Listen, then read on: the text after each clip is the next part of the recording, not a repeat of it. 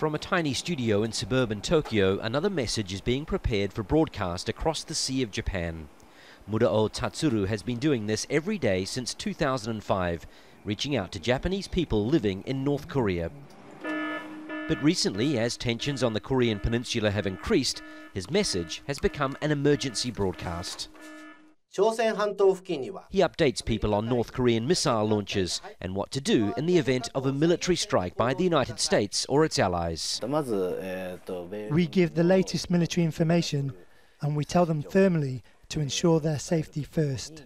Unless they are alive, we can't help them get back to Japan. The radio station's main aim is to help find people who were abducted by the regime in Pyongyang to teach spies Japanese language and culture.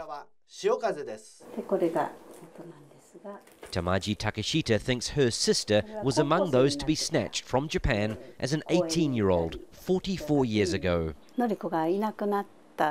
Just 2 weeks before Noriko went missing, I gave birth to my first son. So every time his birthday comes, it makes me think about how long Noriko has been missing.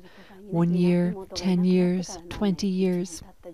The only piece of information the family has had came from a former North Korean spy who claimed to have seen Noriko at a hospital in Pyongyang. This is the last place Noriko was heard from in 1973, the train station in her hometown. Her sister still comes here regularly with photos trying to keep the campaign alive. 15 years ago, the North Koreans finally admitted they abducted 13 Japanese people in the 70s and 80s. And the leader at the time, Kim Jong-il, even apologized. In 2002, 5 Japanese people were allowed to return home. The North Koreans said 8 others were dead. According to Japan's government, 12 are still missing, but police files suggest there could be hundreds more. For the families of the missing, the provocative acts of North Korean leader Kim Jong-un make their situation worse. It seems he doesn't take care of his people who are suffering from hunger and so on. My sister should be taken care of too. I imagine she's leading a severe life there. It's heartbreaking and I want to save her as soon as possible. During the quiet times, TAMAJI constantly thinks about a 62-year-old sister she last saw as an 18-year-old.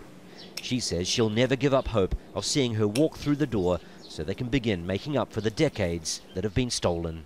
Wayne Hay, Al Jazeera, Chiba, Japan.